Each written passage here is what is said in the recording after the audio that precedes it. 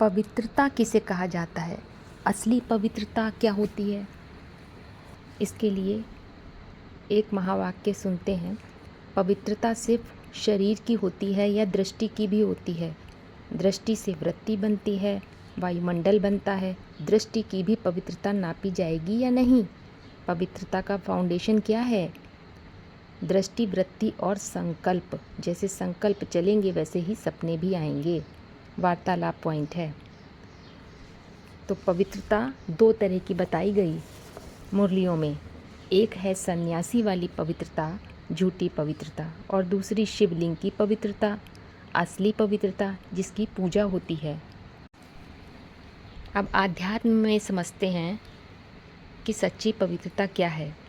सन्यासियों की पवित्रता कायरता वाली पवित्रता है, जो विपरीत परिस्थितियों का सामना नहीं कर पाते तो छोड़कर भाग जाते हैं। अधूरी पवित्रता है।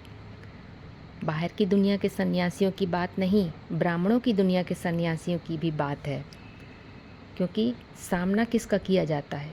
दुश्मनों का सामना किया जाता है। अब आध्यात्म में दुश्मन कोई बाहर तो होते नहीं, ये तो अपने मन की दुष्ट वृत्तियों की बात है। तो सन्यासी अपने मन की दुष्टता को पहचान ही नहीं पाते, इसीलिए उसको दबा देते हैं। तो वो हठ योगी वाली पवित्रता है।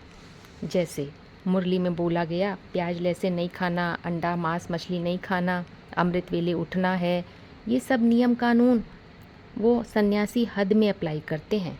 अंदर से चाहे कितना भी मन कर रहा हो, लेकिन मन को दबा दिया। इससे एक नुकसान ये होता है, एक तो अहंकार पुष्ट होता है।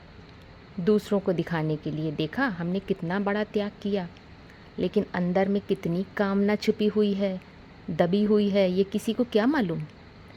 फिर क्या होता है रिजल्ट? मौका मिलते ही, अकेलापन पाते ही जो मन में दबा हुआ था वो सब काम कर लेते हैं। ऐसी पवित्रता ब्राह्मणों की दुनिया में बेसिक और एडवांस ब्राह्मणों में देखी जा सकती है। इसीलिए उनकी पूजा नहीं होती, मंदिर नहीं बनते। फिर असली पवित्रता क्या है?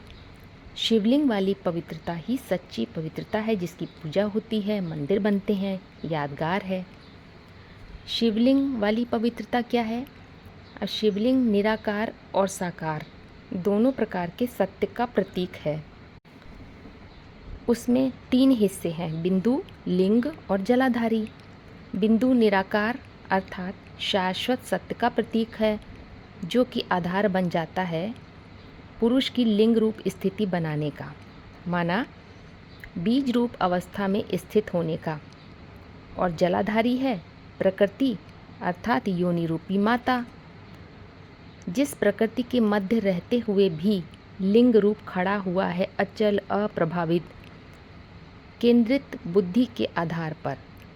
परिधि में जितने भी कर्म होते हैं वो सब अप्रभावित होते हैं, क्योंकि प्रकृति तो 4 अवस्थाओं से पसार होती है। किंतु हमने सत्य को यदि केंद्र बनाया है तो हर कर्म करते हुए भी अकर्ता, असोचता, अभोक्ता। इसके लिए शास्त्रों में गायन है, बिनु पग चले सुने बिनु काना, करबित कर्म करे विधि नाना, आनन रहित सकल रस भोगी, बिनु बानी बक्तावर जोगी। जिसको आँख नहीं है फिर भी देखता है, उसको कान नहीं है फिर भी सुनता है, मुख नहीं है फिर भी बोलता है। कैसे बोलता है? वो कवि लोग तो कविता करके चले गए, वो कवि उस मर्म को फिर भी जानते थे।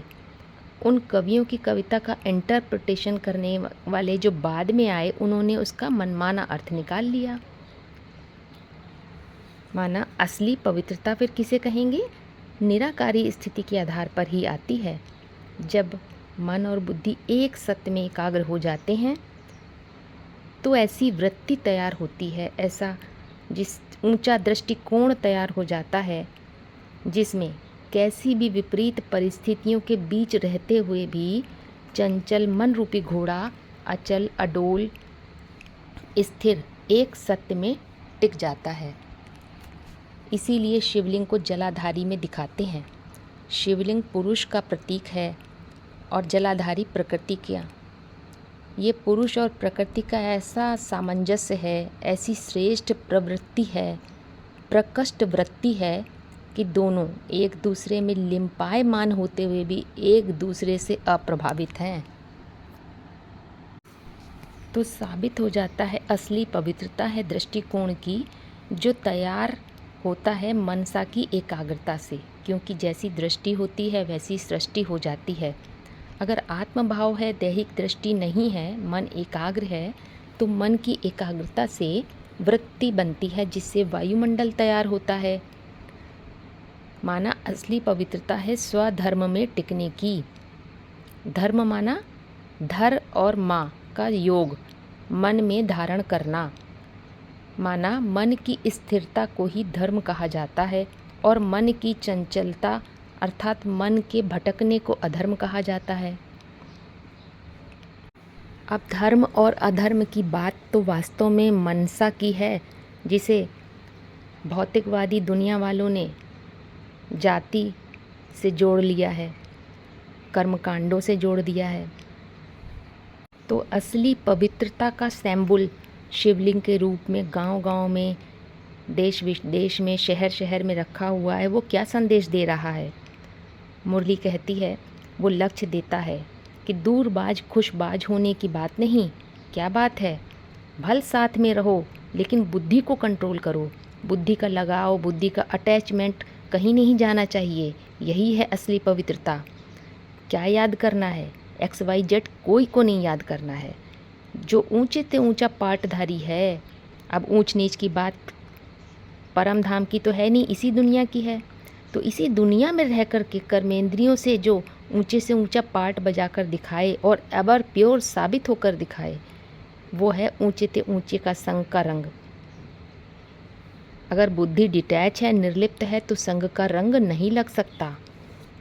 सारा खेल वास्तव में मन बुद्धि का है। तो असली पवित्रता क्या हुई? वरऊँ शंभु न तो रहूं कुंवारी, एक शिव बाबा दूसरा न कोई। यही है असली पवित्रता। एक सत्य के संग में बुद्धि एकाग्र हो, जो स्थिति को ऊंचा उठाता है।